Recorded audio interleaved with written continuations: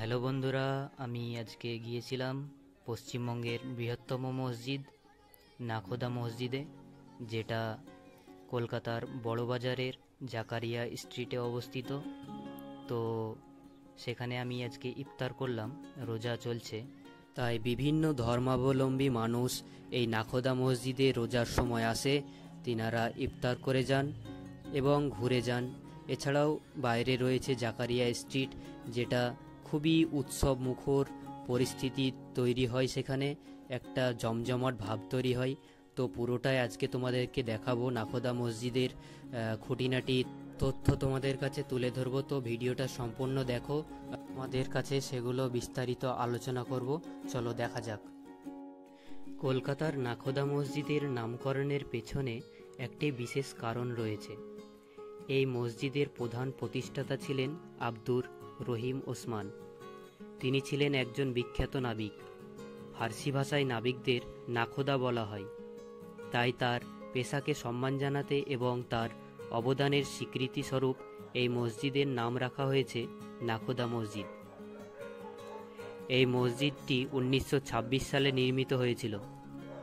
মসজিদটি নির্মাণের জন্য সেই সময়ে প্রায় 15 লক্ষ টাকা খরচ হয়েছিল। কলকাতার নাখোদা মসজিদ এবং জাকারিয়া স্ট্রিট কলকাতার অন্যতম উল্লেখযোগ্য ঐতিহ্যবাহী স্থান।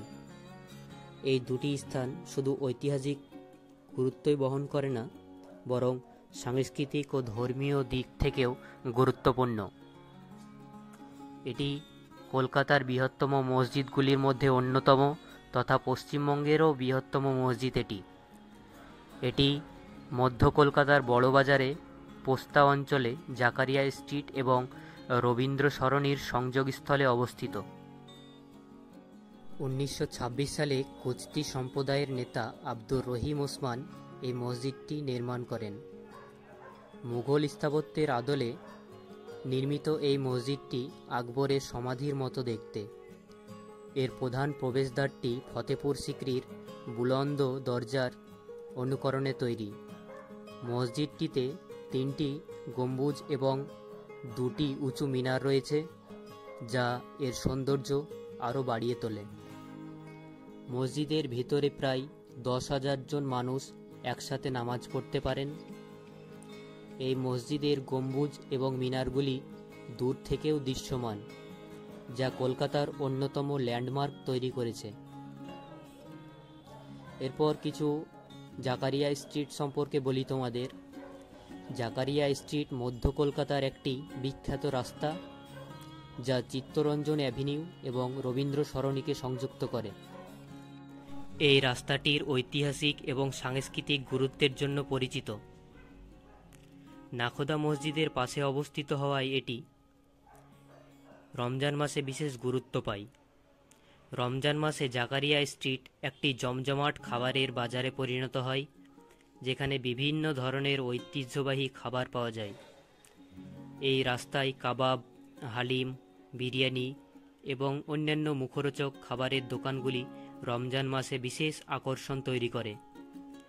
জাকারিয়া স্ট্রিট কলকাতার অন্যতম সেরা ফুড স্ট্রিট হিসেবেও পরিচিত। এই রাস্তায় বিভিন্ন ধরনের ঐতিহ্যবাহী খাবার পাওয়া যায়। নাখোদা মসজিদ এবং জাকারিয়া স্ট্রিট শুধু ধর্মীয় স্থান নয়, এটি কলকাতার সাংস্কৃতিক ঐতিহ্যের একটি অংশ।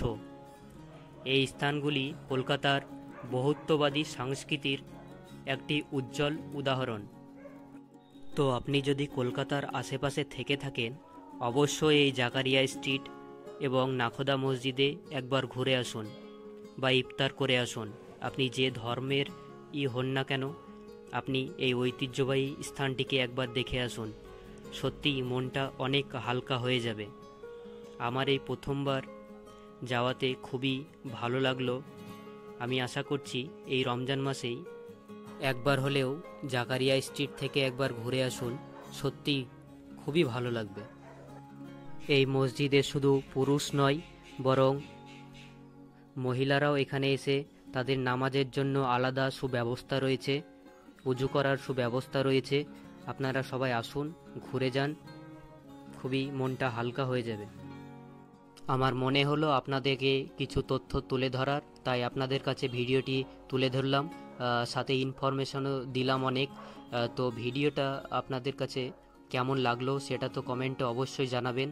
এছাড়াও আমি বিভিন্ন ভিডিও বানিয়ে থাকি কলকাতার, তো আমার চ্যানেলটিকে সাবস্ক্রাইব করে আমার পাশে থাকবেন, যাতে আপনাদের কাছে এরকম তথ্য আরও তুলে ধরতে পারি। ছোট ভাই হিসেবে ভালোবাসার তোফা হিসেবে আমার চ্যানেলটিকে সাবস্ক্রাইব করে নেবেন। আর আমার ভিডিও দেখার পরে যদি কেউ জাকারিয়া স্ট্রিট গিয়ে থাকেন তাহলে অবশ্যই কমেন্টে জানাবেন। ওখান থেকে ঘুরে আসার পরে আপনাদের কেমন লাগলো সেই জায়গাটা অবশ্যই আমার কমেন্টে জানাবেন। আরও কিছু তথ্য আপনাদেরকে জানানো উচিত বলে আমার মনে হয়। তো এখানে বিনামূল্যে ইফতারের ব্যবস্থা রয়েছে। আপনারা চাইলেই রমজান মাসে যে কোনো দিন এসে এখানে ইফতার করতে পারেন, অথবা আপনি ইফতার দিতেও পারেন। বাইরে থেকে কিছু কিনে নিয়ে এসে আপনার যদি ইচ্ছে হয় তো আপনি সেটাকে নিয়ে এসে মসজিদের ইফতারে আপনি সেগুলোকে বিলি করতে পারবেন। শুধু খাবার জিনিসই নয়, আপনার যদি ইচ্ছে হয় তাহলে আপনি খাওয়ার পাতা থেকে শুরু করে জলের বোতল, গ্লাস, এছাড়াও বিভিন্ন সামগ্রী আপনি এখানে দিতে পারেন, যেগুলোতে মানুষের সত্যিকারেরই সাহায্য হবে। যদি কিছু ইনফরমেশনে ভুল বলে থাকি তাহলে ক্ষমা করবেন ছোট ভাই হিসেবে, আর আমার চ্যানেলটিকে সাবস্ক্রাইব করে দেবেন। ধন্যবাদ।